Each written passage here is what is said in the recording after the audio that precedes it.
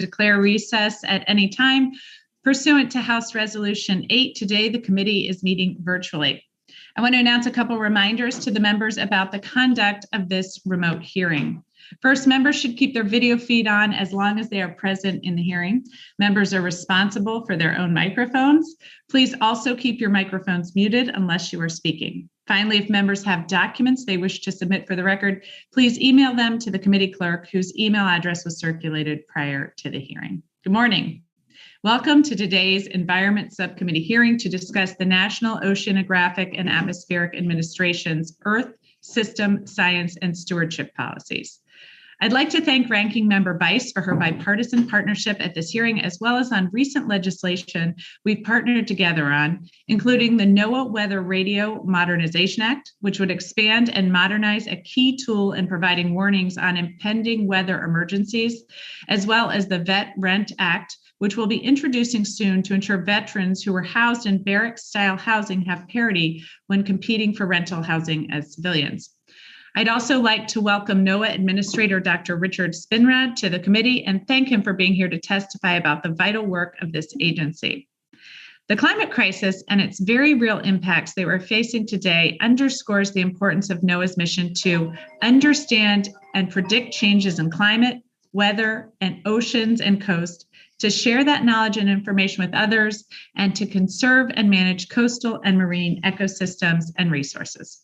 Extreme weather events and billion-dollar disasters are on the rise, and NOAA's environmental research, services, and stewardship activities are critical to saving lives and safeguarding our economy.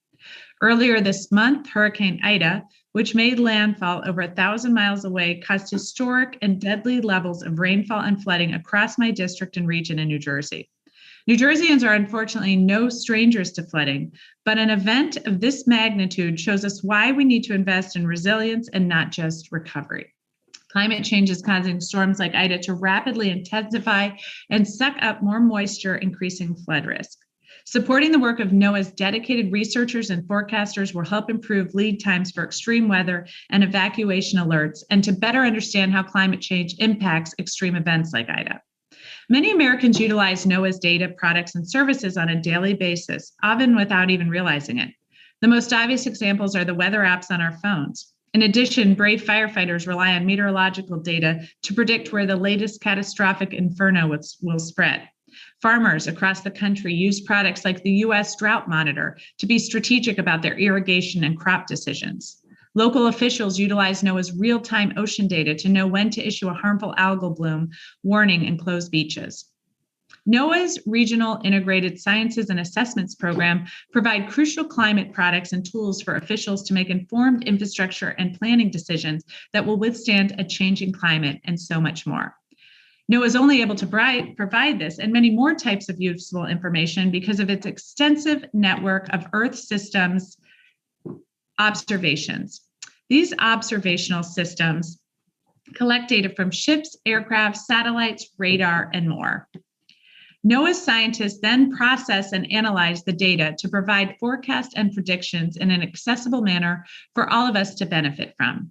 That is why my colleagues and I on the Science Committee must continue to support NOAA's work. That means understanding what the agency needs to expand their current science and stewardship activities for future needs. It means providing the necessary high-performance computing capabilities to both conduct research and run Earth systems models. It also means supporting NOAA's workforce by increasing both hiring and diversity. And last, but most certainly not least, it means upholding scientific integrity. NOAA and the scientific enterprise overall took a beating over the last several years when it came to upholding scientific integrity. We must work collectively to restore America's faith in science and our invaluable federal scientists. I'm pleased that the Biden administration and Congress have taken steps to provide major investments for NOAA in fiscal year 2022 and beyond. Passing these investments into law will be critical to advancing the agency's life-saving work and to help Americans across the country. I'm looking forward to hearing Administrator Spinrad's vision for advancing cutting-edge science and how we in Congress can support the agency's mission in tackling the challenges we face today and will face in the future. The chair now recognizes Ranking Member Bice for an opening statement. Thank you, Chairwoman Sherrill, for holding this hearing today. I also want to welcome Administrator Spinrad and thank him for his time today. Although we've had some great acting NOAA administrators, it's been a few years since we've had a confirmed administrator. So I want to congratulate you, Dr. Spinrad, and I look forward to working together. Last year, there were 22 weather, water, and climate disasters in the United States that exceeded $1 billion in losses. Communities around the country have struggled through the effects of extreme events, including hurricanes, floods, droughts, wildfires, and the collapse of fisheries. And no one knows the lasting consequences of severe weather better than my constituents in Oklahoma, the very heart of Tornado Alley. Violent tornadoes, as well as hailstorms and large thunderstorms, can pop up quickly, leaving just minutes for people to find safety. While natural disasters can be devastating and life-altering, the data, tools, and services NOAA provides can equip all Americans with better access to more timely warnings and support. The never-ending goal is to protect all lives and property. While weather forecasting and observations might be the most widely known output, NOAA has a wide-ranging mission, from fishery management to atmospheric observation.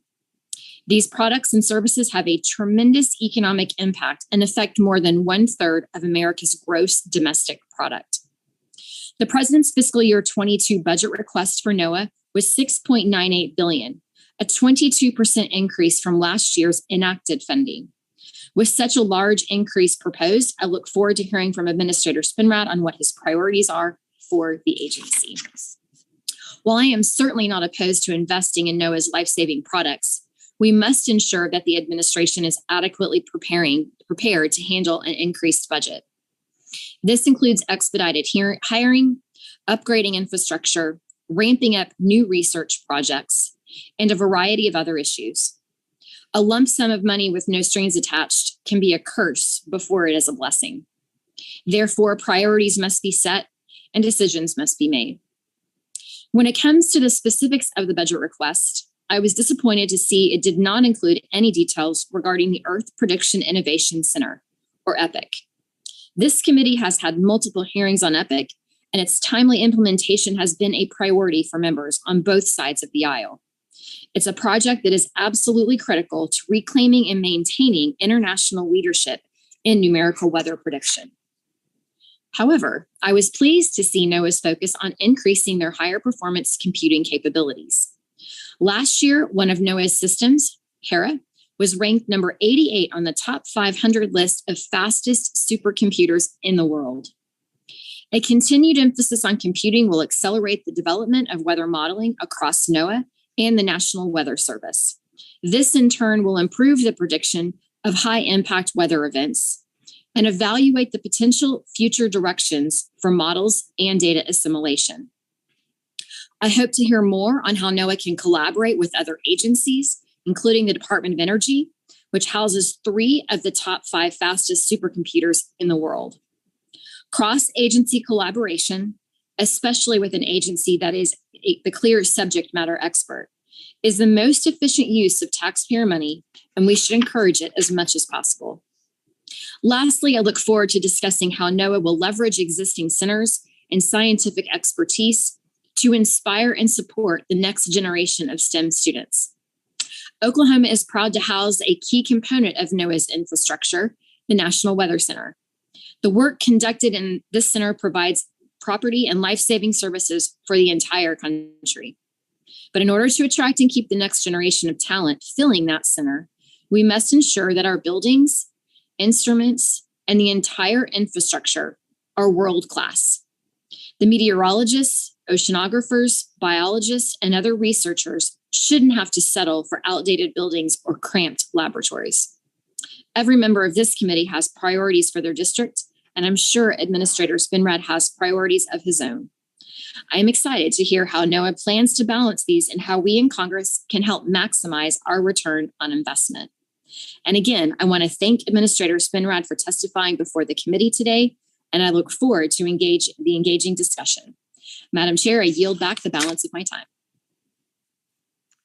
Thank you. And we're pleased to have the full committee chairwoman, Ms. Johnson, with us today. The chair now recognizes the chairwoman for an opening statement.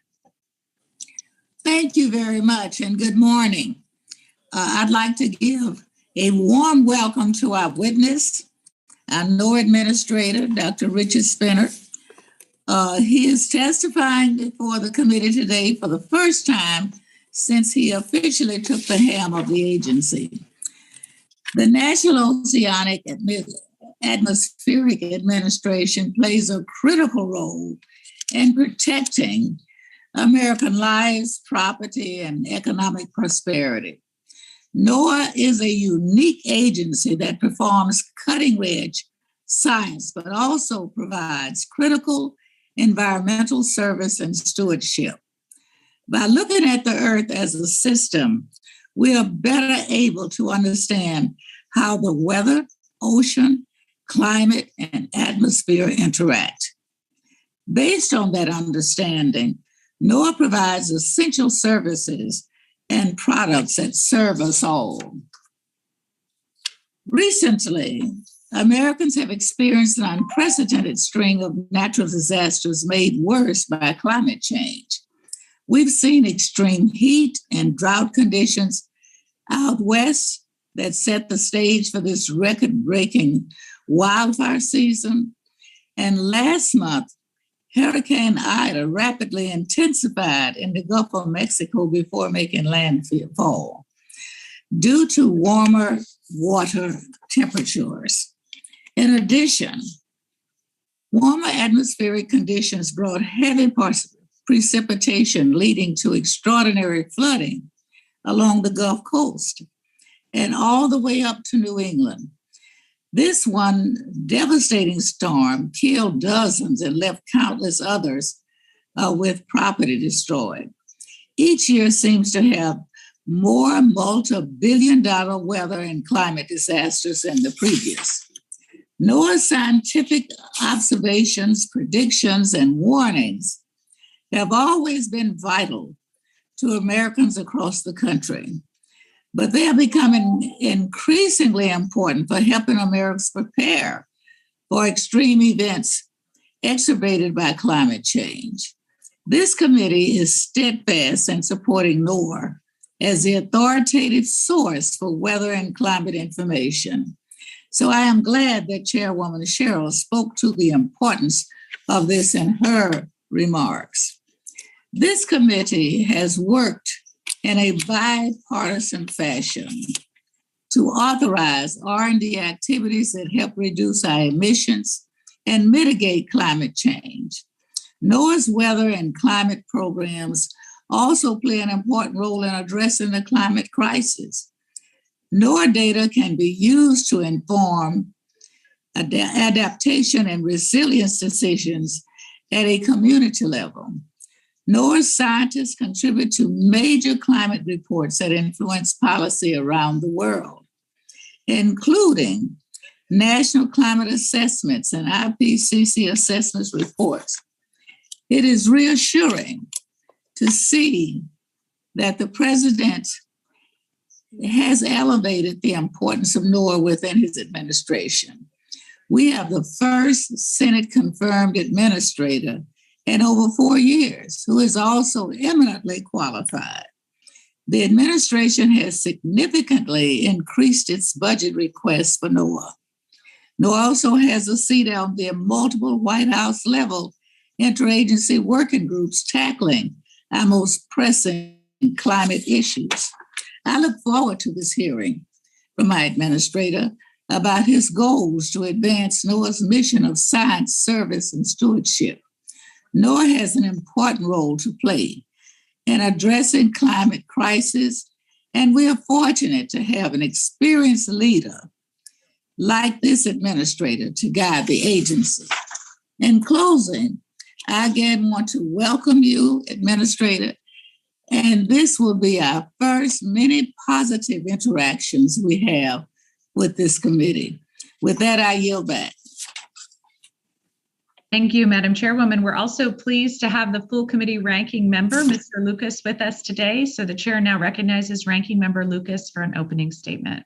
Thank you, Chairwoman Cheryl, and I echo my colleagues' welcome to Administrator Spinrad. It's great to have you here today. NOAA has a broad array of responsibilities ranging from weather forecasting and climate prediction to ocean and atmospheric observation. NOAA's work benefits America's farmers and ranchers, coastal communities, disaster personnel. Land use planners, weather forecasters, and everyday citizens rely on NOAA's daily work. NOAA's in-house research is groundbreaking, and the publicly available environmental data they collect has an immense economic impact. That's why I'm eager to hear from Administrator Dr. Rick Spinrad today. As NOAA's former chief scientist and head of the Office of Oceanic and Atmospheric Research, I know that the administrator is very familiar with this committee and the work we do. In fact, to give you a sense of how intertwined our paths have been, Administrator Spinrad was present in his official OAR capacity at the 2006 dedication of the National Weather Center in Norman, Oklahoma. There's a great picture of him right next to Jim Cantori that I'll have to share someday with everyone. All of this is to say, I believe the administrator speaks the science committee's language. While we might not agree on the exact way to do certain things, I think we can engage in a meaningful discussion where both sides are heard and valued. At the end of the day, weather is nonpartisan. Severe events don't travel along party lines.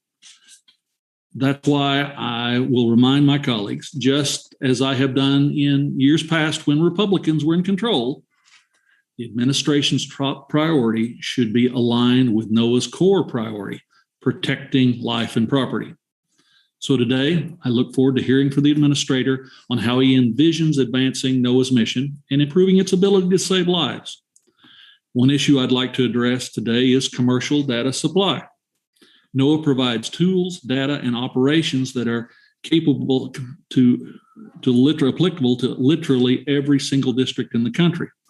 Whether it's a rancher in Oklahoma, a fishing captain in Florida, a firefighter in Oregon, they all depend on information NOAA provides. But as more private sector companies enter the picture with the ability to gather their own environmental and weather data, NOAA must seek to balance its capacities with supplemental commercial data. Simply put, NOAA is no longer the only provider in the market, and oftentimes NOAA's collection of data costs more than that acquired of the same quantity of data from a private sector company. I literally say that we can't assume an endless increasing budget. At some point, the balloon will pop. Believe me, I want NOAA to be successful across its mission areas.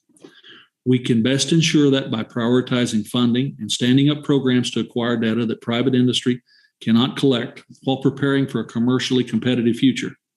Again, I want to thank Administrator Spinrad for being here today, Chairman Sherrill for having this hearing, and I yield back the balance of my time.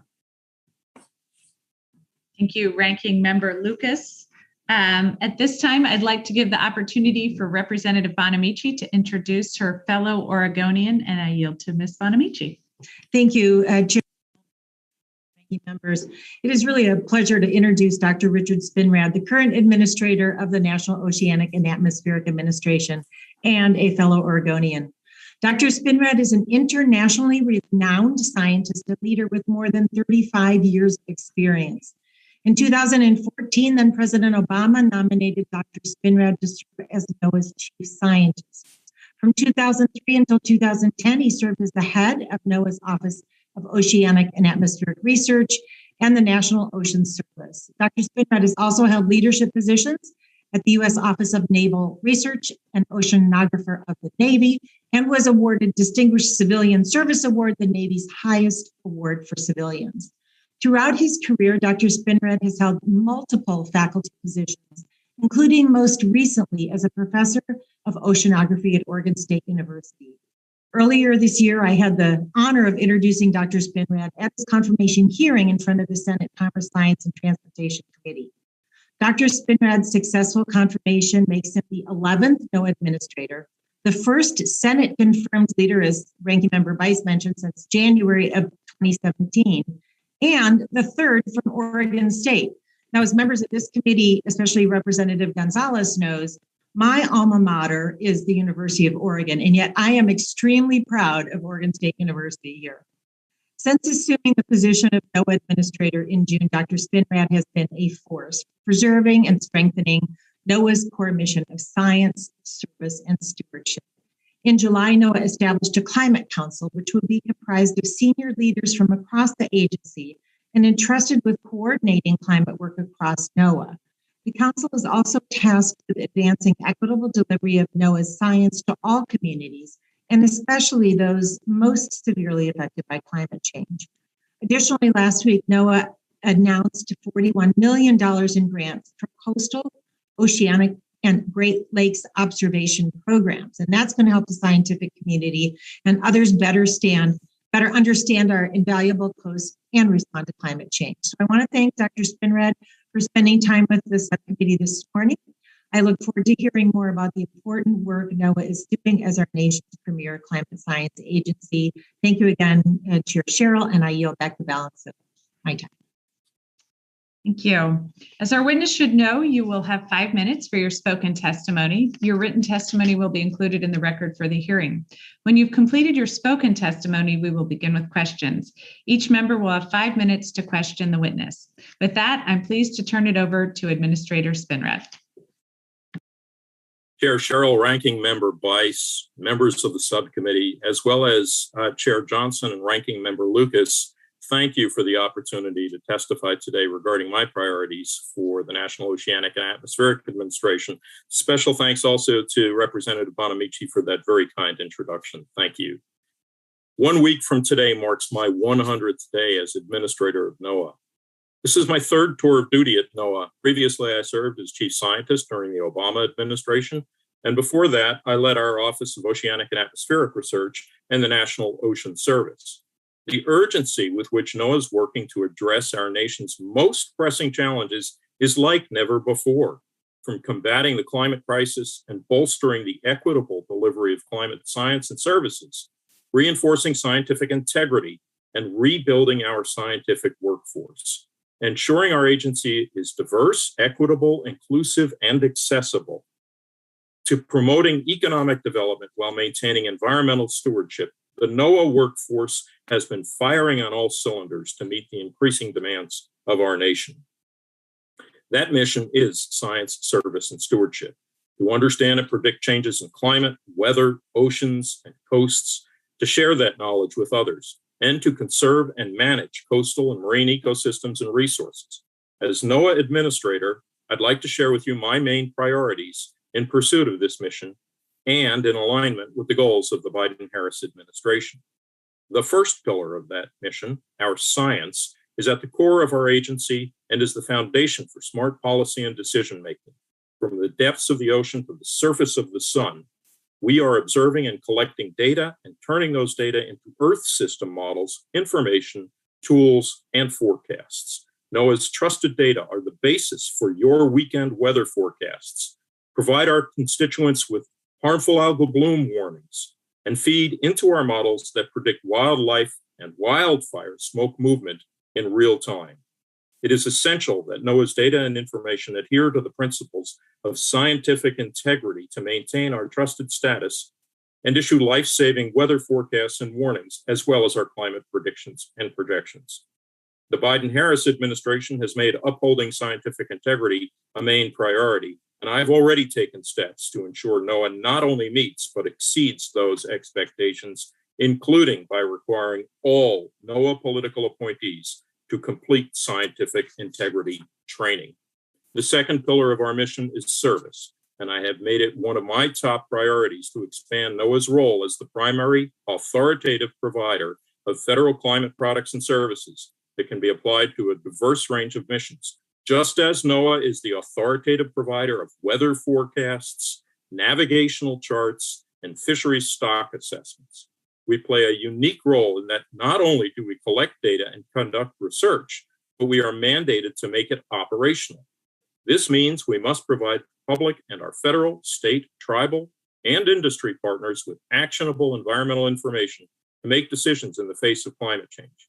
These decisions can range from municipalities looking to ensure new construction will be resilient to sea level rise, flooding, and heavy precipitation, large insurance companies seeking to incorporate climate risk into their insurance policies, or a resident of New Orleans wondering if they should rebuild or relocate after the latest hurricane. My vision is that no matter the need, people will know they can turn to Noaa for reliable, easy to use climate information. We are seeing increasing demands for this kind of information, as demonstrated by the record-setting summer of extreme heat, drought, wildfires, floods, hurricanes, and other extreme events. The climate crisis is upon us and requires a whole of government response. The third pillar of our mission is stewardship. Stewardship means that we conserve our lands, waters, and natural resources, protecting people and the environment now and for generations to come. As an agency under the Department of Commerce, Noaa is dedicated to promoting economic development while maintaining environmental stewardship. The two can go hand in hand. We create opportunities for sustainable economic growth across the country, including by providing training for the next generation of climate-ready workers. This aligns with another of my top priorities, to advance the new blue economy, which means looking to the ocean for data and information that can be applied to sustainable business development in new and traditional ocean-based sectors. The new blue economy offers opportunities for climate-smart innovation and economic growth. To fully realize Noaa's mission, I've made equity a central focus to ensure that equity is not something that we do, but rather everything we do. This will better position Noaa to help tackle the climate crisis, produce better science, deliver better services, be better stewards of the environment and the economy, and build a more inclusive workforce. Thank you all for again inviting me here today, and I look forward to answering any questions you may have. Well, thank you. At this point, we will begin our first round of questions. The chair recognizes herself for 5 minutes. Dr. Spinrad, flooding is the most common and widespread of all weather-related natural disasters in the United States. And in North Jersey, we've seen the devastating effects of repeat flooding events for business owners and community members. Earlier this month, we saw devastating and deadly flooding brought by the remnants of Hurricane Ida.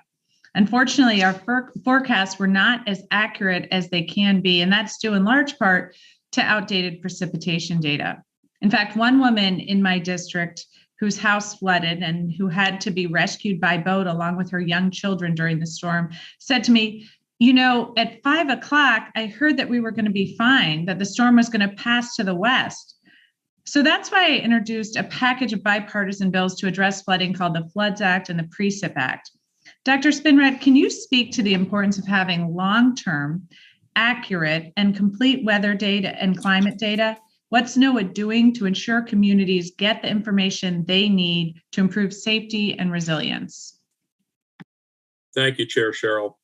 And I concur completely with the premise that you've stated in your question with regard to the need for improved forecasts. You know, when we look at what happened in the Northeast with both Hurricanes Henri and Ida, we saw, for example, in Central Park, a 100-year-old record for rainfall rate, broken twice. Once with Hurricane Henri, where we saw 1.3 inches per hour, and then just a few days later, 2 weeks later, we saw Hurricane Ida come through, where we got over 3 inches of rain in the New York, New Jersey area in an hour. So we certainly recognize that this is a critical area that we need to focus on. We've made a lot of improvement in forecasts overall, forecasts for severe storms. With respect to floods specifically, and I should point out this is all based on our concept of impact-based decision support. So we want to make sure where we make the improvements in flood forecast, for example, they are specific to where the impacts are greatest in lives and property. Part of this is going to be about increasing the resolution of forecasts. So what we have recognized is that, especially with flooding, how fine a grid one has in the models that are used by forecasters to predict where flooding is going to occur is critical, perhaps more critical than many other environmental phenomena. To do that means advanced capabilities in high-performance computing. It means taking advantage of newer kinds of observations, more sophisticated radars, and doing research on high-resolution processes. I'd also point out it means, especially in the case of flooding, probably upping our game with respect to working with our sister agencies. Part of the flooding equation, if you will, is a really good understanding of the topography and the landscape, which means close coordination with our colleagues at agencies like the U.S. Geological Survey. And then the last piece, I think, to do this fine-tuning, the higher resolution that's required, for example, to provide the accurate forecast for the constituent that you just described, is making sure that the great research that we're doing in our laboratories and with our colleagues in academia is effectively transitioned. We can't afford to say, yeah, 20 years from now, we're going to have a great research product for you. And so I'm moving out aggressively to try to institute processes that allow us to do test beds, evaluations, get that product, if you will, out of the laboratory into the weather forecast office much sooner than we might have done in the past. I applaud you for those efforts. They're incredibly necessary, certainly in Northern Jersey and other areas across the country. So in April, we held a hearing on the importance of working toward climate equity and the need for improved climate services provided by the federal government. We heard from witnesses about the growing need for authoritative, actionable climate information delivered in an accessible manner. This is critical to helping communities across America make informed decisions. And you sort of, I think, alluded to this in your discussion about getting that information out. So I have just a few seconds and we can come back depending on the length of the hearing. But I'd love to understand your vision for expanding NOAA's delivery of climate services to ensure that every American business and organization has equitable access to information, tools, services they need to adapt to the changing climate. And what additional mandates would NOAA need to achieve this vision? And I'll take my answer for the record at this point. I may come back to you after others have had time to ask a question. Thank you so much for your testimony. Now I'd like to recognize our ranking member, Ms. Weiss. Thank you, Chairwoman. Dr. Spinrad, earlier this week, I introduced legislation co-sponsored by Congresswoman Sherrill that focuses on the NOAA weather radio. Many people don't know this alert system exists, but in Oklahoma, we are all too familiar with the life-saving capabilities these small radios have. Also, many of us are very familiar with the beeping it makes, maybe in the middle of the night, to make sure you're aware that there are thunderstorms headed your way. While maintaining the existing system is certainly a priority, I worry about the ever digitized future where a handheld radio is viewed as obsolete. Can you talk about the future of NOAA weather radio and the potential for upgrades? Specifically, can you touch on transitioning to IP-based communications, backup continuity options like satellites, and alternative options to reach the most remote areas of the country? Yes, thank you, Ranking Member Weiss. This is a critical capability that NOAA brought to the fore a couple of decades ago. And I would make one quick point with respect to NOAA weather radio. It had started as NOAA weather radio, that it was going to provide weather information. It has been such a success that, as I think you know, it's now expanded to a vast array of warning capabilities, including being used for Amber Alerts for lost children, for example. So the tool has proven its worth extraordinarily. It reaches 95% of the American population right now, which is terrific, but it's not good enough. And in fact, that last mile, and if you will, to some extent, the digital gap that a lot of the population faces is what we are trying to address.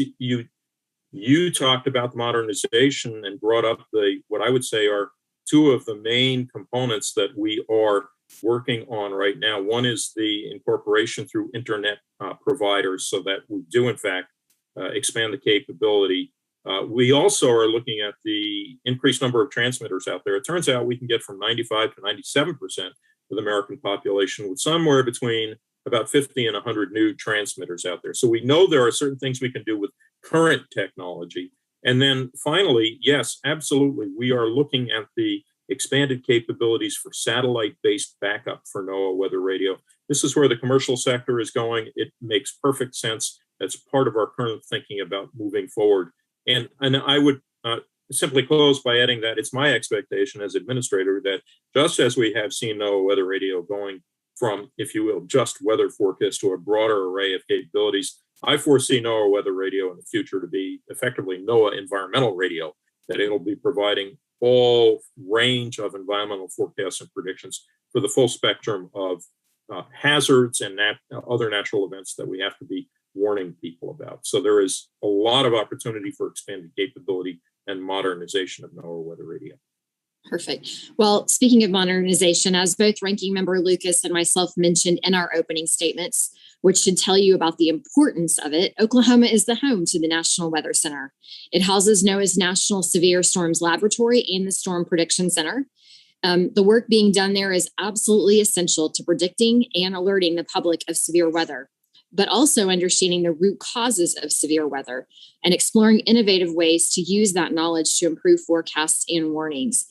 But as these extreme events become more common, the need for more equipment, more full-time employees, and more space to operate is becoming urgent.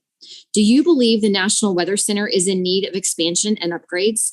And what would an investment in the center do for training the next generation of meteorologists? Thank you for that question. And I would point out that as Ranking Member Lucas brought up in his opening statement, I am very proud of the fact that my name is on that building. I was the head of the Office of Oceanic and Atmospheric Research when the building was put up, and have followed its progress ever since. I've been there many, many times. And in the spirit of your question, just this past week, I had a long conversation with Dr. Berrien Moore, whom I think you probably know from the university. I've known Berrien for years and years, and he brought up the issue of potential expansion. I shared with him that I think the model that was originally invoked to establish the National Weather Center is just as valid now as it was then. What I would like to do is undertake the effort, try to figure out what are the expansion requirements and opportunities for NOAA's facilities. And NOAA has both research and operational facilities at the Weather Center. So I'm fully prepared to pursue that question, close conjunction with our colleagues at the university, and also, interestingly, with some of the private sector inhabitants, if you will, occupants of some of the facilities right near the center. So I look forward to having that discussion, and I do think there is opportunity for consideration of expansion potential. Thank you, Dr. Spinrad, and Congresswoman Cheryl, I yield back. Thank you, Representative Bice. I now recognize the chairwoman of the full committee, Ms. Johnson, for 5 minutes. Thank you very much. Doctor, on a March report by this committee's majority staff found that NOAA's overall workforce declined by almost 9% over the last decade. And further, the report found that NOAA, particularly in its STEM workforce, suffers from gender and racial minority staffing disparities. These findings are deeply concerning to me, and I'm committed to working with my colleagues to ensure that NOAA's workforce and the rest of the federal science enterprise reflects the diversity of America. Can you please discuss how NOAA is working to address the staffing declines and staff diversity issues identified in this report? And what is the agency doing to attract and retain more minority scientists and staff, in a particular African-American scientists for staff? Or how are you working to create a culture of inclusion? And is there anything Congress can do to help to move these efforts along? Thank you for that question, Chair Johnson. I share all of the concerns you've described. To state quite bluntly, too much of NOAA's workforce looks like me. In the past, the answer has been, well, we'll fix that over the next several generations. No, that's not good enough. 80% of our workforce is white, 67% is male. Those numbers are changing slightly, and there are specific things that we are doing. With respect to the hiring process, I can tell you we have staffed more aggressively to bring in human capital experts to help move the process of hiring accelerated, if you will. And we've seen dramatic improvement in terms of the time it takes to get somebody into the federal government. We're also looking aggressively at direct hire authorities. I would point out NOAA has one of the strongest educational programs with historically Black colleges and universities and minority serving institutions. we are not taking enough advantage of that direct connection, if you will. So through education partnership programs, we're looking at how we can expand direct hire authority, give some of the graduates of these minority serving institutions opportunities to come on board more quickly. I would also point out that we have dramatically enhanced the visibility and engagement with our employee resource groups. We now have a dozen of these for targeted areas of underrepresented communities within the workforce. I've begun a dialogue with them. We are working aggressively with our Office of Inclusion and Civil Rights to identify where the specific areas are that we can enhance the hiring activity. So there's a number of both programmatic and systemic and, if you will, policy areas where I'm moving to try to make very clear that we cannot wait for a generational change. There are things that we need to do right now. The other part, of course, is ensuring that in the hiring process, we make sure we have diverse selection panels and that we make a specific emphasis on recruitment of underrepresented populations within the workforce. Well, thank you very much. Scientific integrity is at the heart of Noaa's work and is vital to ensuring the public's trust in federal science and scientists. However, some deficiencies in Noaa's scientific integrity policy were exposed in a June 2020 report by the National Academy of Public Administration following Hurricane Dorian and the Sharpgate incident. I understand that Noaa's scientific integrity policy was updated in January, but remains unclear what specific steps Noaa is taking to implement the recommendations from the NAPA report. Can you explain that briefly? Absolutely. I take scientific integrity very seriously. I was, in fact, the co-author of Noaa's original scientific integrity policy some 12 years ago when we had serious concerns about political influence on the science. That policy was held up as one of the examples of one of the better policies among federal agencies for many years. I was not with the government back when that policy was tested a few years ago in the incident that you described, but I will share with you that I was an outside complainant referencing that particular activity, and I saw where the scientific integrity policy had some flaws. And so coming in as Noaa administrator, I'm making sure that we are actively participating in the effort being led by the President's Science Advisor, Eric Lander, to take best practices among all the federal agency scientific integrity policies, establish them as the norm, and develop a government-wide approach to scientific integrity. So that's one thing, taking the best of class programs, if you will. The other is one of the things we learned was that within Noaa and specifically the Department of Commerce, our parent department, we needed to see bolstering of department policies as well. So I have been in discussion with our Deputy Secretary Graves about how Noaa can work with the department to ensure the department's policies are strong and effective as well. The third thing I would bring up is that from the day I arrived, I insisted that we make all political appointees at Noaa take the scientific integrity training and demonstrate an awareness of and familiarity of and respect for Noaa's scientific integrity policy. And I can tell you that as of today, every one of our appointees has taken that scientific integrity training, including myself. Thank you very much. And thank you, Ms. Cheryl. I yield. Thank you, Madam Chairwoman. I now recognize the ranking member of the full committee, Mr. Lucas, for 5 minutes. Thank you. Administrator Spinrad, my bill, the Weather Research and Forecasting Innovation Act of 2017, is the birthplace of Noaa's commercial weather data program. So as you might imagine, I'm quite invested in its success. So can you, as you can imagine, I was thrilled when Noaa awarded its third delivery order in August, but I'm concerned that we could be leaving valuable data on the table. As I understand it, companies that were not in orbit at the time Noaa initiated its commercial data buy program are not eligible to participate until a new proposal is initiated, potentially a year from now. So after successfully testing and verification by Noaa, What recourse does a commercial company have to immediately engage with NOAA to provide this life-saving data for weather forecast?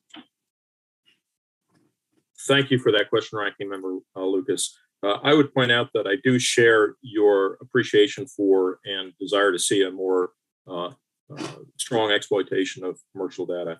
There's a cautionary note, of course, with regard to the use of commercial data, and that is we need to make sure that it meets the standards that are applied and also that it's sustainable. In the worst case scenario, we end up developing products and services that are critically dependent on the provision of commercial data. And then for a variety of economic or business reasons, those data are not available downstream. So part of the exercise, part of what we do in the evaluation process that we are now undertaking with respect, for example, to the data you alluded to, which is actually data looking at something called radio occultation, how satellite data changes as it goes through the atmosphere. We're getting 3,000 profiles a day. It's really exciting to see how we're going to use that data, how it will improve the forecast. Once those assessments are made, and it will take a little bit of time for the research to be done, for the demonstration of the efficacy and impact of those data, we're going to want to make sure that we have established processes and mechanisms to ensure the data quality, the data accuracy, and the sustained availability of those data. All of that is fully consistent with the Weather Act and everything that you built into the Weather Act. And I am eager, in the spirit of being in the Department of Commerce, to bolster economic development, to see that we can come to a place where there is a clear enterprise approach to acquiring commercial data, ensuring its accuracy, and ensuring its sustainability. I appreciate that. And as long as it's an ongoing process, I think that's the direction we're headed. On a similar note, I want to talk about space weather data. This committee passed the Pro-SWIFT Act last Congress, and I was keen to include an amendment allowing NOAA to enter into contracts to acquire commercial space weather data. In a meeting with my staff, NOAA informed us that space weather data capacities were included in the commercial weather data program's most recent request for information. A number of companies responded, but none met NOAA's mission need. The RFI was sent out in September before the Pro-SWIFT Act, and it wasn't signed into law until October. So while NOAA may have been proactive, I don't believe their updated responsibilities for space weather-related research, forecasting, and capacity perhaps were fully considered in the RFI. So, Administrator, can you comment on, or can you commit to publish another RFI or request proposals that would be related to this space weather commercial data? So, Ranking Member Lucas, what I would like to do is get back to you on the specifics of how that played out. But you have my commitment to look into that and see what the appropriate next step would be. That's all I can ask. Thank you, Mr. Administrator. Yield back, Madam Chair. Thank you, Ranking Member Lucas. And now I'm going to defer to Committee Counsel for the order of recognition. Ms. Bonamici is recognized. Thank you so much, Dr. Spinrad. I want to talk about hypoxia. For many years now, hypoxic zones have been observed in the coastal waters off the Pacific Northwest. The location of these hypoxic zones changes on a yearly basis, so predicting them can be challenging. Ocean temperatures are warming. There can be a decrease in the water's ability to retain oxygen, and that makes it worse. So this year, Oregon grappled with one of the most intense and prolonged hypoxic seasons to date. These episodes not only disrupt ecosystems by killing off marine species, they also disrupt, as you are well aware, the coastal economies. Escalating episodes of hypoxia are threatening Oregon's prized Dungeness crabs, for example. That industry has been responsible for an average of $39.5 million of annual value over the past couple decades. So, Dr. Spinrad, what are some of the biggest challenges NOAA faces right now in monitoring, predicting, and preventing hypoxia? And what can Congress do? I mean, in addition to providing sufficient appropriations in the fiscal year 22 cycle, what can Congress do to address these challenges? Yes, thank you for that question, Congresswoman Bonamici.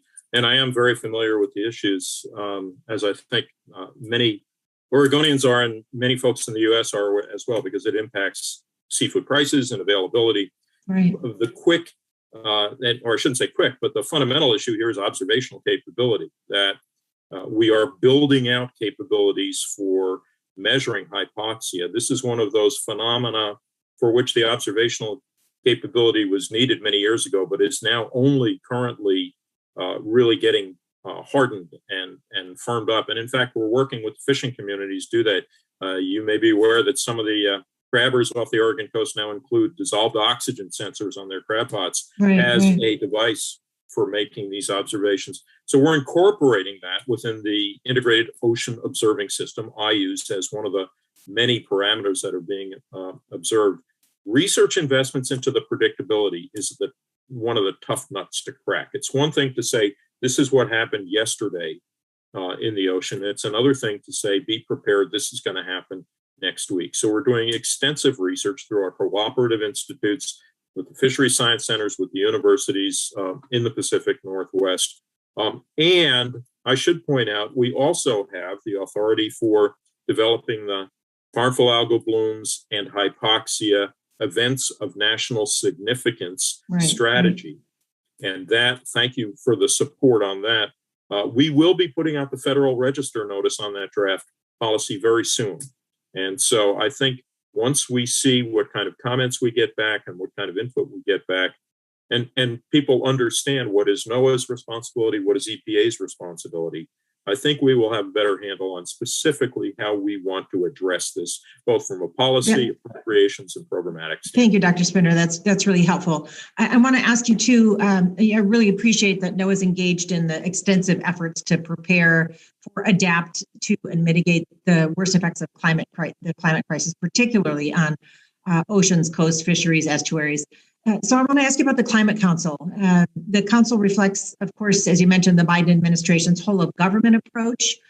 So I want to ask, how are things going? Is the council fully formed and operating, and what are its priorities? Yes, thank you for that. So the NOAA Climate Council is the only council that reports directly to me. We have a lot of councils for facilities, for human resources, for many things. This council was set up shortly after I arrived as administrator, and it is the leading career folks from the agency, the people in charge of the Weather Service, the Ocean Service, satellites, the assistant administrators.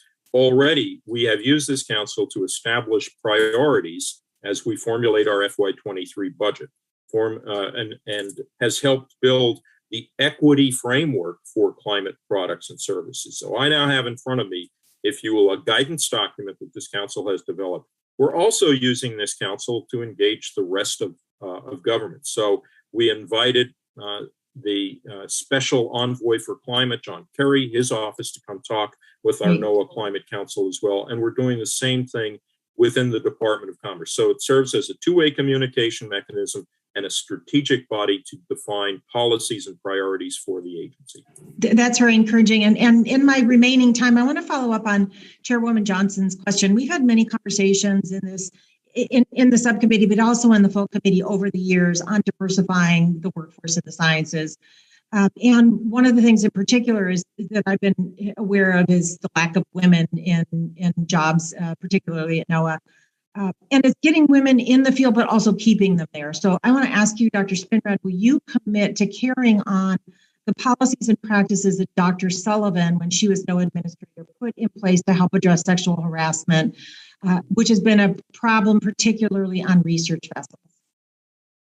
Yeah, absolutely is my short answer. I'll go one further than my good colleague and mentor in many respects, Kathy Sullivan. We have already set up a SASH, sexual assault, sexual harassment council. We have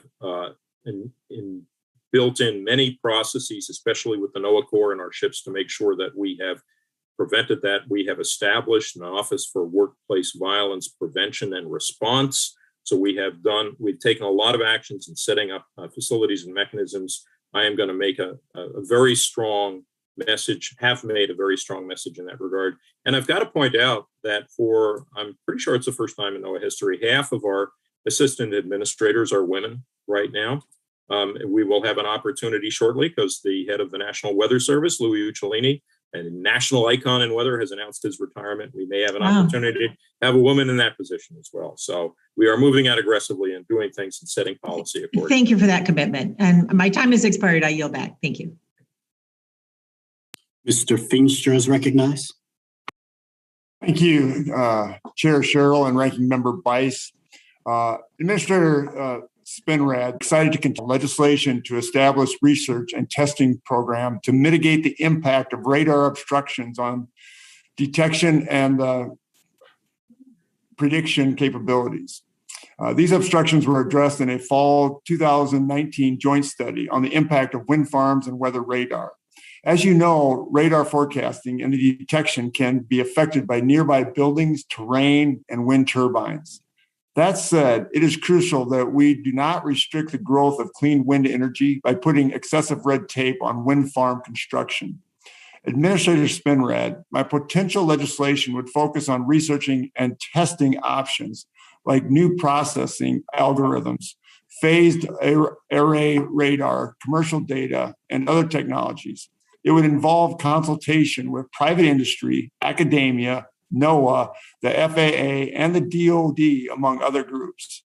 Has Noaa or other national weather services conducted research on specific technology-based options to reduce obstruction issues when developing NEXRAD or other systems?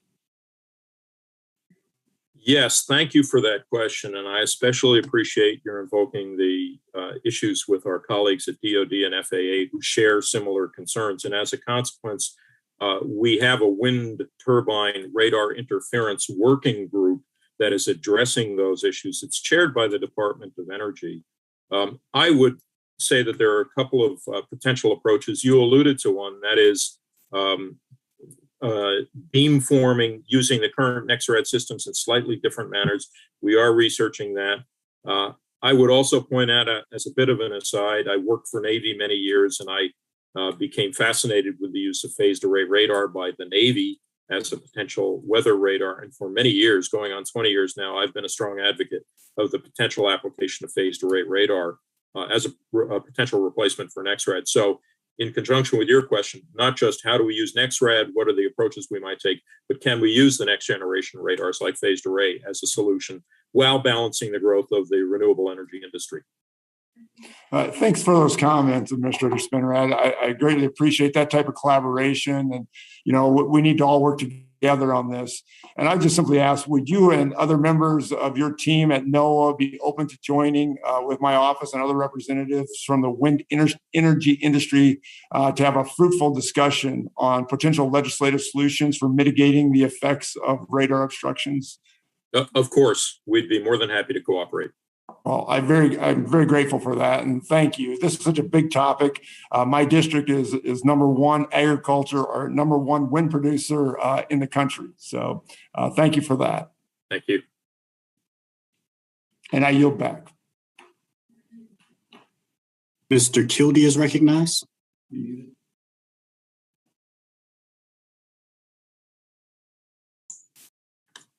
I guess I needed to unmute.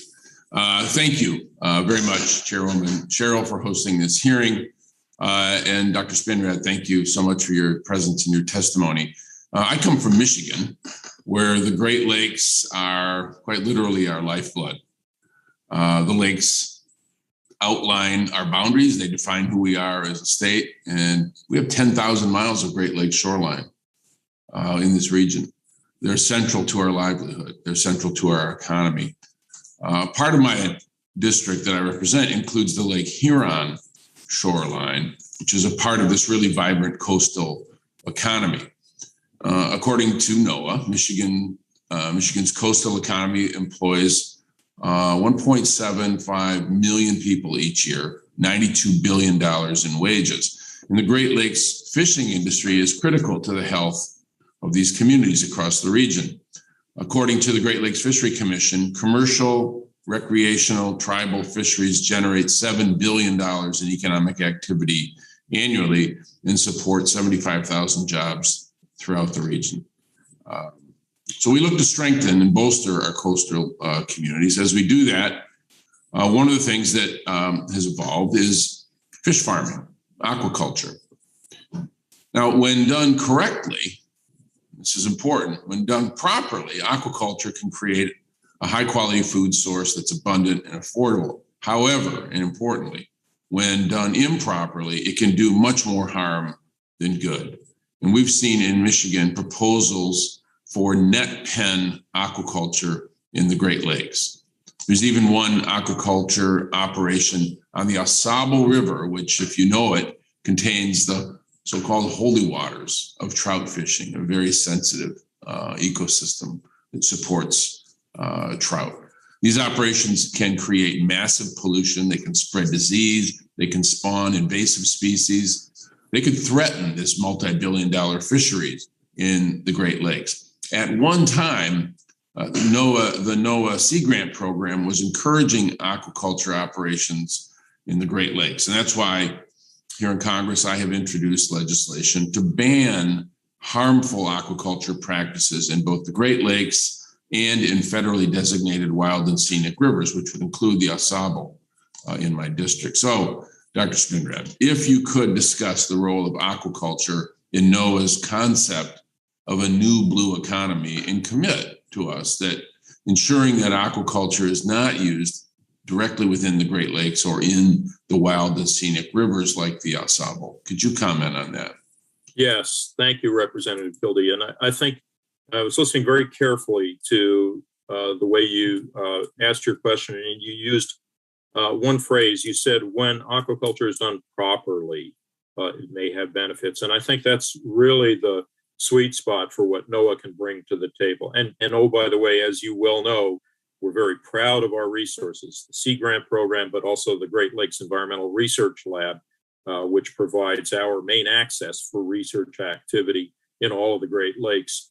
Properly, in my opinion, means that the science has been done in a credible, peer-reviewed, valuable manner to assess what is the real impact, what are the real environmental or ecological consequences of any particular approach. That is our responsibility to drive what states and other local authorities may do then to interpret that science with establishing policies associated with aquaculture. It's the same argument that I would make with respect to offshore aquaculture in the open ocean, that we have a responsibility for ensuring that the determination of what is proper is based on the best possible scientific information we can collect. And that's where I'm confident that between Sea Grant, our Great Lakes Environmental Research Lab, we have the horsepower and the intellectual capacity to do those kinds of studies that will provide the answers that policymakers like yourself will need to make the right decisions. Well, I appreciate that very much, Dr. Spinrad. And I wonder if you, in the few remaining seconds we have, if you might comment on other ways we can improve the blue economy in these coastal communities within the Great Lakes. Well, my short answer, sir, is to listen. We, the feds, are doing that right now. We're doing a number of regional climate equity roundtables to hear what are the answers to exactly the question you raised specific to the Great Lakes. I'll be in Detroit in, I think, the second week in October to do exactly that. And I don't want to presume or pre-designate what we think the answer is for building out the blue economy in the Great Lakes. I've got my own personal views based on my experience, but I really want to listen to the municipalities, the industries, the local communities, the stakeholders, your constituents, and hear what they think they need in order to build out the blue economy on the coasts of on the shores of the Great Lakes. Well, again, thank you so much. I appreciate this. I appreciate the hearing, Madam Chair, and I yield back. Mr. Caston is recognized. Thank you, Mr. Spinrad. Thank you so much for coming, and thanks to the committee. I want to chat a little bit about methane monitoring. It's, as you know, I see you nodding your head. Depending on the time frame, we're talking about 30 to 80 times as potent a greenhouse gas as CO2. I'm sure you're aware we are currently debating some rules about possibly putting a fee on the release of methane. And the nature of that fee is outside the jurisdiction of this committee. The way we calculate the methane emissions are potentially outside of the jurisdiction of this committee if we're talking about using company meters and netting those out at production, collection, distribution, and consumption facilities. But it's my understanding, and please correct me if I'm wrong, that there's potentially as much as a 60% gap between the amount of methane we calculate from bottom-up analyses of meters to top-down analyses from the satellites under your control, and therefore to some degree our jurisdiction. And some of that is because of malfunctions in the meter, some of that's malfunctions and burps that come out. And what I'm wondering is if you could educate us a little bit first on the degree to which, either ground or satellite-based systems you have can track methane, and specifically to what degree you have the granularity to actually get down and locate the point of methane release. And let me stop there. I'll have some follow-up questions, but I see you nodding your head and would welcome your general thoughts on that question. Yes, thank you so much, Congressman Castman. The first thing I'd like to do is commit to get a technical briefing to your staff on exactly that. We've got some wonderful scientists working, especially in a laboratory in Boulder, on observational technologies. And I'd like to have them talk specifically about what I know to be some of the highly geographically variable variations in that difference that you described. So maybe 60% in one place, it may be 10 in another. What are the reasons for that? Part of it also is the dynamics of what's driving the distribution of methane, so that you may not be able to observe it with one particular technology or another. You already started to go down the answer that I was going to bring up, and that is the bottom-up, top-down approach. So we interpret bottom-up effectively to mean, give me a list of all the sources. You've got, so many cattle operations. You've got so many big buildings. You've got so many sources in a particular area. Do the math. That means you should have so many tons of methane emitted per day. The top down is that you are using atmospheric observations to actually make these measurements and try to conclude what the total emission is in a particular area. The gap between that bottom up and top down is highly variable as well. And so that's where our research is trying to figure out how to close the gap. A lot of it depends on understanding the chemical dynamics and the physical dynamics of how the methane moves around and how it changes. You are absolutely right. It's a very potent greenhouse gas, but it has a much, much shorter half-life, if you will, than carbon dioxide, which is why some of those variations are dependent on the times when observations were made. So it's a rich area for research, and I'd love to make sure we've got your staff access to our current capabilities.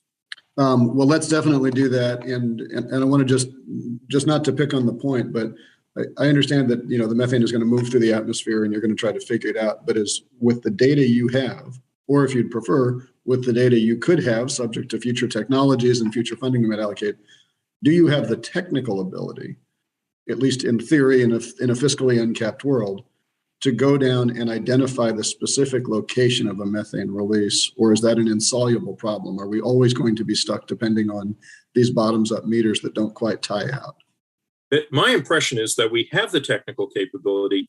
It's a pragmatic question of, can you deploy that number of sensors to make the kinds of observations you're talking about? I could characterize, for example, to the millidegree what the difference in temperature is between my home and Falls Church and Capitol Hill. But to do so, I'd want to have many, many different temperature sensors between Falls Church and Capitol Hill. Similarly, with methane, our ability to pinpoint is going to depend on the intensity of observational systems that we've got in place. Okay. Well, I appreciate that. And let's follow up offline. As I'm sure you can appreciate, I want to make sure that if we're going to go through and create these monetization of pollution externalities, which I think is a good market focused thing to do, that we're including everybody in that mix. And as long as there's a gap, we have a problem. And I don't know at this point whether that's a science problem or an algebra problem, but look forward to the continued conversations. Very good. Thank you. I yield back. Mr. Christ is recognized. Thank you very much, Madam Chair, and thank you, Dr. Spinrad, for being with us today. I represent Pinellas County in Florida, which is located in the Tampa Bay area. Pinellas is surrounded on three sides by water, so literally it's a peninsula on the peninsula of Florida. So as you can imagine, I've worked a lot with Noaa. It is critical to my district and Florida as a whole. For that reason, I've been a longtime supporter of the agency, have worked closely with Noaa on a number of issues, including addressing red tide. You may be aware of a bill I introduced last Congress that focused on the prevention and control of harmful algae blooms. So I was pleased to see Noaa's recent announcement of a new funding opportunity to create Harmful Algae Bloom Control Technologies Incubator. Can you tell me more about this new opportunity and what Noaa is seeking to accomplish by it? Yes, thank you, Congressman Crispin. Thank you for your support over the years. Really appreciate that. This is an exciting opportunity. It's reflected in a $7.5 million federal funding opportunity that we put out for harmful algal bloom control technology incubator. And as the name suggests, we're going to solicit the best ideas for controlling technologies. What does best mean? What we're going to look for, obviously, is technical feasibility. Is it a sound scientific concept? We also want to look for environmental acceptability. There may be solutions to mitigate harmful algal blooms that have more damage to the environment than the blooms themselves. So we want to look for that environmental acceptability. And then, of course, the feasibility, if you will, in terms of scalability. What works in a laboratory may not necessarily work in a larger scale environment. So the technical feasibility, the environmental reliability, if you will, and then the scalability are the three main things that we're going to look for in the proposals that we get. And I'm hoping we get overwhelmed with proposals. Well, as you know, this summer's red tide outbreak in Tampa Bay and along Florida's Gulf Coast has been the worst algae bloom observed in years. And I just read in news accounts this morning, it's returning again off Anna Maria Island. That's why I wrote to Governor DeSantis, urging him to request that NOAA determine the outbreak as a, quote, harmful algae bloom event of national significance, which would then unlock federal funds for assessment and mitigation. Congress gave NOAA, Congress gave NOAA and the EPA this authority in 2019, but despite the growing problem of harmful algae blooms, NOAA and the EPA have yet to utilize this authority. Why hasn't NOAA used this authority yet, if you're aware? So the short answer is that we are moving out on that. We have developed or are developing the draft policy for HABs and hypoxia events of national significance, and a Federal Register notice inviting comments from the public on that policy should be coming out very soon. So we have moved out on that, and we are working closely with our partners at EPA, who share some responsibilities, especially in freshwater on that. So we have moved out, sir. Thank you, sir.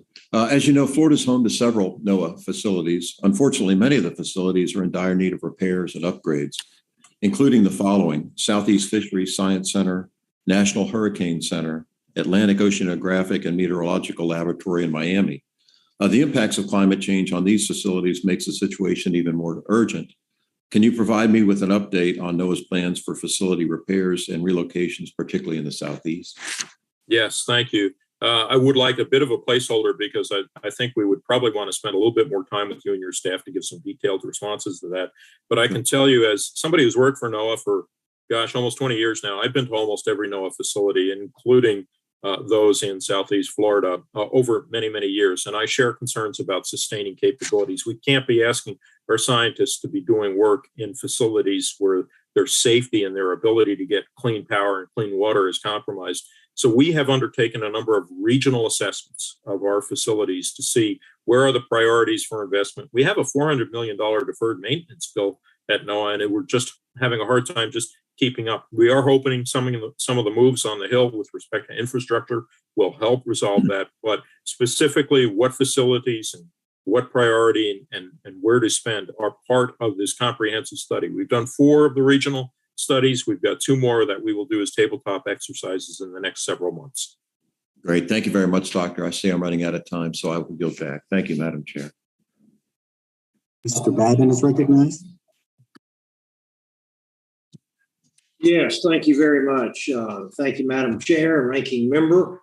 And Dr. Spinrad, thank you for appearing today as well. I'm the ranking member on the Space and Aeronautics Subcommittee of this same full committee. While most of NOAA falls under the Environment Subcommittee's jurisdiction, the Office of Space Commerce, or OSC, falls under the Space Subcommittee's jurisdiction. The committee has a long history of oversight and legislation related to space situational awareness, or SSA. Last year, the National Academy of Public Administration issued an independent report that concluded, number one, the Department of Commerce is best suited to perform SSA tasks within the federal government, and that OSC views STM, Space Traffic Management, as predominantly a data management function rather than as a prescriptive regulatory role. And 3, the Department of Commerce, with its proven ability to effectively manage large, diverse, and complex data sets, provides essential technical expertise and other support to the Office of Space Commerce for space situational awareness and traffic management tasks. As a result of the NAPA report's findings, the Appropriations Act of fiscal year 2021 approved the merger of the Office of Space Commerce with the Office of Commercial Remote Sensing Regulatory Affairs, and also provided $10 million to initiate a pilot program and initiate an open data architecture for space situational awareness. Rather than using these funds to carry out the law, it appears that Noaa, that you all, is using these FY21 funds to pay for more studies to revisit the topics of the NAPA study. These funding cuts come on top of personnel changes that threaten the Department of Commerce's ability to meet its space situational awareness responsibilities. So, Madam Chairwoman, I would like to add 2 op-eds from the Space News to the record, if you don't mind, please. 2 op-eds, Madam Chair, I'd like to have entered into the record. Without objection. All right, thank you. One is by Brian Whedon from the Secure World Foundation, titled Getting Serious About the Office of Space Commerce. And the other is by Dr. Scott Pace, the director of GW Space Policy Institute and our former executive director of our National Space Council, titled Noaa is Stalling U.S. Space Traffic Management. Dr. Spinrad, will you commit to implementing United States executive branch policy and carrying out the laws related to space situational awareness? Thank you, Ranking Member, and I really appreciate you raising this issue. I will tell you, this is a subject that I have embraced since I was confirmed at the end of June, and I'm having regular meetings with the Deputy Secretary of Commerce to address all of the issues you've identified. I want to point out that we are taking some very specific actions. I would note, for example, that the data repository associated with space situational awareness that you alluded to, there will be an interagency or a demonstration conducted here very shortly within the next several weeks for our agency partners. And it's our intent then to, based on that demonstration, bring it up to Congress so that you can observe what we've done consistent with the law itself. We're also looking, based on the NAPA report, at a number of alternatives for the organizational design. The merger that you alluded to is one that requires a careful consideration of the operational responsibilities and regulatory responsibilities. Now, we do that at NOAA. We do that in fisheries. We do that in coastal zone management. We just want to make sure we get it right. So we're looking at alternatives. We'll have that analysis of alternatives ready very shortly. And I would point out that the space traffic management is a little bit of a different animal in terms of need for authorities. Do we have the authorities for actually engaging in space traffic management? And we are looking at that as well. I would close by simply saying there's another op-ed that you may want to take a look at that Deputy Secretary Don Graves and I wrote to Space News subsequent to the 2 that you've identified, where we tried to clarify what we are doing consistent with the law. Well, before I run out of time, I asked this question because the authority of the Office of Space Commerce resides with the Secretary of Commerce, not with NOAA, and certainly not NESDIS. It is long past time to return that office to the Department of Commerce so that they can leverage all the expertise in that department and coordinate with other agencies and nations on a level playing field. So I hope we can see some expedition happening there. Thank you, and I yield back the balance of my time. Mr. McNerney is recognized. Well, I thank the chair. And Dr. Spinrad, thank you for appearing today and for your dedication to the scientific enterprise. It's really inspiring to see someone that's so long in the business and still enthusiastic. Say a much better understanding is needed of the stratospheric composition and chemistry for more accurate modeling of the climate system dynamics. The GeoXO satellite constellation is scheduled to launch in the early 2030s, including the GeoXO Central, which has an atmospheric composition sensor. Dr. Spinrad, will this satellite, as currently planned, help build a baseline understanding of the stratospheric aerosols? Yes.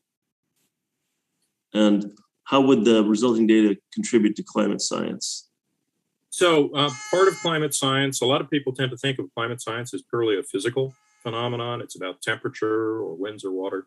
But a lot of the initial conditions, if you will, that set off what's going to happen are driven by atmospheric chemistry in the most fundamental manner. Depending on what the particulates are that are in the atmosphere, they either reflect sunlight, resulting in a local cooling, or they may absorb sunlight, which will result in local heating. So having a good understanding of the chemical construct of the particulates and the makeup of the atmosphere is a critical initial component to understanding climate. Very good. Well, unfortunately, the GeoXO constellation satellite launch is still a decade away, but there's an urgent need for actionable data right now. How can NOAA improve its monitoring and modeling of the atmospheric composition in the short term with the tools and equipment that are currently available? So we have a couple of capabilities, one of which, of course, is thank you to the Hills support for acquisition of another or of a Gulfstream 550, G550. We will be putting in for an additional G550.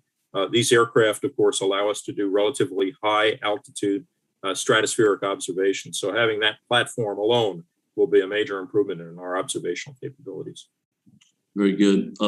What additional resources and policy changes does NOAA need to advance its Earth system science and stewardship mission? I think we actually have a lot of authority. We have 200 different authorities to conduct a lot of these activities, which in itself is an issue we could talk about at some point. But I believe part of this also boils down to understanding what the nature of the interagency dynamic is, which is why I've been rather vocal about NOAA having a lead as the primary authoritative source for climate products and services, just as we are for weather, navigational charts, fisheries stock assessments. I think that's a required capability. Oh, good. So jurisdictional battles aren't restricted to Congress. So major advances have been made in our ability to monitor air quality from satellites. And this is of particular importance to my district, which has among the worst air quality in the nation. I'm excited to see that NOAA partnering on the launch of the TEMPO satellite instrument, which will monitor air quality during daylight hours at a much higher spatial resolution. Can you describe how NOAA is contributing to this mission and how advanced tropospheric air quality monitoring will contribute to the agency's decision-making? Yeah, I would like to get back to you on that, please, Congressman, because I think that requires a detailed technical element, and I'd like to be able to make sure we get that right. Okay, very good. Well, I spent my career developing wind energy technology, and I'm excited to see that offshore wind is being considered in the West Coast, but because of the deeper waters, we require new technology. Is NOAA preparing for upcoming lease sales on offshore West Coast projects, which could come as early as next year? We're working very closely with our colleagues at Interior, specifically the Bureau of Ocean Energy Management, on exactly those issues, and we have ongoing discussions with respect to some of the leases on the West Coast right now. Yes. Very good. Exciting. Well, with that, I'm going to yield back. Thank you. Ms. Lofgren is recognized. First, thank you for letting me pop on, even though I'm not a member of this subcommittee, to ask just a few questions about the wildfire situation. This has been just a catastrophe in the West and in our home state of California. And certainly federal resources are needed to address the risks. I think sometimes we underestimate how improving modeling data could actually help in this situation. So I have just a couple questions. First, how will the next generation of NOAA's satellites improve wildfire detection and monitoring? Also, what other space-based observation capabilities for near real-time detection has NOAA explored? Have we thought about small satellite constellations? And then finally, what is NOAA doing on interagency collaboration when it comes to wildfire modeling and detection, as not just with other agencies, but also with non-federal partners to improve prevention and response? Yes, thank you for that question, Congresswoman Lofgren. I hail from Oregon. My home in Central Oregon was within just a few miles of some of the biggest fires this year. So this, for me, is a very personal issue. And oh, by the way, if I can briefly state, I used Noaa information to make a decision to spend money to do a fuel abatement effort on my property. So this touches people at the very personal level, right in their pocketbook. So I resonate very much with the tone of your question. At Noaa, we are responsible, as you indicated, for the detection side using our satellites and also aircraft capability. And one of the dramatic improvements noted, in fact, by the president just a few months ago is our lightning mapper, a relatively new capability. But now that we've got higher and higher resolution for detecting lightning, we can, to a certain extent, predict where the fires are going to initiate. Then, of course, comes the human element, where our incident meteorologists are on scene with the firefighters. We need to continue training those incident meteorologists. A lot of people believe forecasts are mechanical, they're done by machines, they're done by computers, and it's spit out. It's actually the people that make the difference. And the last part of our responsibility is in the, if you will, the effects of the fire, the smoke. We have new products that we're developing that will allow high resolution, accurate forecasts of where the smoke is going to go. You had asked about the research component. We are excited about a fiscal year 2022 element that we've got to establish a fire weather test bed. So it'll be a $15 million investment to conduct the kind of research you're talking about, but also operationalize it for those incident meteorologists. And the last comment I'll make is this is at the highest level of concern at the White House and the administration, which is why we have the interagency working group on fire that's looking at the best processes to develop for research and operations to mitigate and protect the public from these, what are going to be an increased frequency and intensity of these events in the future. Thank you very much for that insight. I'm wondering, in addition to the high-level interagency work, what capacity do you have to work with other actors? For example, in the state of California, we have OES, and we have in Oregon does as well. And even private sector individuals are getting involved. Do you have the legal authority? Do you have the resources to do all of that? And what's the status? We do have a lot of authorities. We have a lot of capability. In fact, in the President's Summit on Fire back a couple of months ago, I made the personal commitment to the governors that if they need embedded fire meteorologists, we're ready to provide that. We also have people embedded in the Interagency Fire Center up in Boise. So we do have that capability to work there. There are no constraints with respect to our work with the private sector. And I would say engagement has not been an issue for us with respect to fire. I thank you so very much. Unfortunately, we used to have a fire season. It's now virtually year-round because of climate change. And not only does it affect, California and the wildlife and the loss of property and the like, but the smoke comes all the way to the East Coast. So it's an issue for the whole country. And I thank you for your information.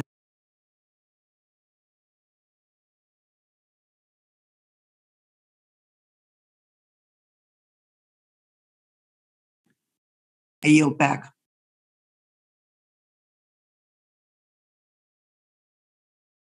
Was our last member.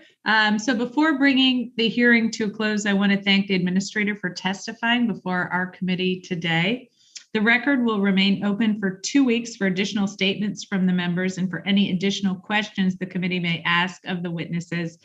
The witness is excused and the hearing is now adjourned. Thank you so much.